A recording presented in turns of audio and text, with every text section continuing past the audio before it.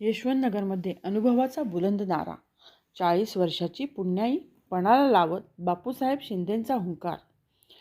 वाई जिल्हा परिषद निवडणुकीचे बिगुल वाजताच यशवंतनगर गटात राजकीय वातावरण चांगलेच तापले आहे. तब्बल 40 वर्षाचा राजकीय अनुभव, भक्कम जनसंपर्क आणि विकास कामांचा ठोस लेखाजोखा घेऊन राष्ट्रवादी काँग्रेसचे ज्येष्ठ नेते दिनकर उर्फ बापूसाहेब शिंदे 8व्यांदा निवडणूक रिंगणात उतरले असून त्यांची सुरुवातीलाच आक्रमक पवित्रा घेतला आहे. हे माझ्या राजकारणातील 40वे वर्ष असून माझी 8वी निवडणूक आहे. कार्यकर्ते आणि जनतेच्या आग्रहामुळेच पुन्हा मैदानात उतरलो आहे असे स्पष्ट करत बापूसाहेबांनी आपली भूमिका ठाम मांडली.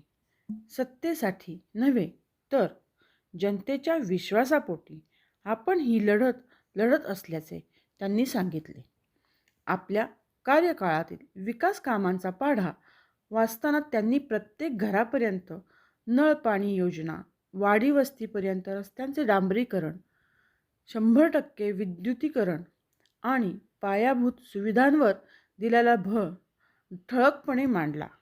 येथील प्रत्येक घराशी त्यांचे रक्ताचे नाते आहे. जनतेने दिलेल्या प्रेमाची परतफेड मी कामातूनच केली आहे असा ठाम दावा त्यांनी केला. यशवंतनगर गटात भाजप, शिवसेना, उद्धव ठाकरे आणि 3 अपक्ष उमेदवार असे एकूण 5 उमेदवार रिंगणात असले तरी विरोधकांवर टीका करताना बापूसाहेबांनी थेट टोला लावला. माझ्या विरोधात उभे असलेल्यांना गावात कोणी ओळखतही नाही. हे केवळ नावापुरते उमेदवार आहेत असे म्हणत त्यांनी आपल्या विजयाबद्दल आत्मविश्वास व्यक्त केला. अनुभव विरुद्ध तरुणाई अशी लढत रंगत असताना यशवंतनगरचा मतदार काम करणाऱ्यालाच मत या भूमिकेवर ठाम असल्याचे चित्र सध्या दिसत आहे.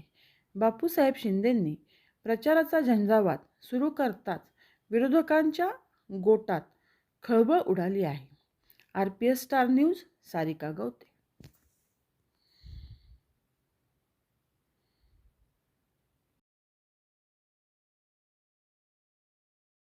जिल्हा परिषद गटाच्या निवडणुकीच्या अनुषंगाने तुम्ही आता यशवंतनगर गटात फिरताय. प्रामुख्याने काय समस्या तुम्हाला जाणवत आहेत नागरिकांच्या? कसं आहे, गेले 40 वर्ष मी माझी मंडळी प्रतिनिधित्व करते. इथं 72 पासून मी राजकारणात आहे. हे 8वं इलेक्शन आहे माझं आणि प्रत्येक घराघराशी माझा संबंध आहे. त्यामुळं पूर्वी जिकडे पायवाट नव्हती तिथं आम्ही आता हे केलेले म्हणजे डांबरीकरण केलेले आणि जिथं जिथं लोकांना मी 2-2 किलोमीटर पाणी आणायला लागत होतं त्यांच्या आता दारामध्ये घराघरात पाणी पोचवलेले. पूर्वी 80% लोकांकडे लाईट नव्हती, लाईट जागोजाग पोचवलेली. जिथं म्हणजे शाळेला इमारती नव्हत्या, देवळात शाळा भरत होत्या, तिथे आरसीची शाळा झालेल्या आहेत. म्हणजे जवळजवळ 90% समस्या सगळ्या सोडवलेल्या आहेत आणि प्रत्येक घराची माझा संबंध आहे, प्रत्येक गावाची माझा संबंध आहे, प्रत्येक व्यक्तीची माझा संबंध आहे आणि त्याच्यामुळे लोक समस्या मिळणारे कमी आहेत अडचणीच्या.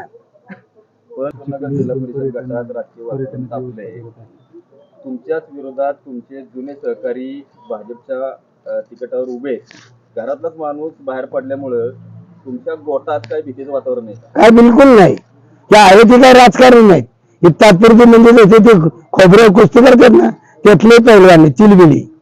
सध्याला निवडणुकीत शिवसेना, उद्धव बाळासाहेब ठाकरे, भारतीय जनता पार्टी आणि 3 अपक्ष असे एकूण 5 मिळून तुमच्या विरोधात उमेदवार उभे आहेत, तुम्हाला घेरण्याचा प्रयत्न करतायत. तर हे चक्रव्यूह तुम्ही कशा पद्धतीने भेटणार आहे? माझे सगळे कार्यकर्त्यांना खंबी, माझं काम आहे, कार्य आहे, प्रत्येकाशी संपर्क आहे. अहो यांना न ओळखणारी माणसं आहेत. 95% माणसांना ओळखत नाहीत आणि जो आता भाजपने झेपेला दिलाय त्याचा भाजपमध्ये प्लेयर झाला का तो यांच्या नेत्यांना विचारा. उमेदवार तुमच्याच पक्षातून गेलेले, निवडणूक तुमच्याच पक्षात नाही. पूर्वी तो म्हणजे राष्ट्रवादीमध्येच होता, माझ्या पक्षात कधी नव्हता. माझ्यामुळे आता जो भाजप समोर उमेदवार आहे त्याच्या वडिलाला उपसरपंच मीच केला. त्या उमेदवारामुळं तुमच्या हक्काच्या मतात काय फाटाफूट होईल? काय बिलकुल पडणार नाही. आता ही जी लढाई आहे निवडणुकीची, ही तुम्ही त्या निवडणुकीकडे कसं बघताय? ही लढाई वैचारिक आहे का वैयक्तिक आहे? वैयक्तिक नाही, वैचारिक आहे, लोकांच्या हितासाठी आहे. या निवडणुकीच्या अनुषंगानं तुम्ही मतदारांना काय आवाहन कराल?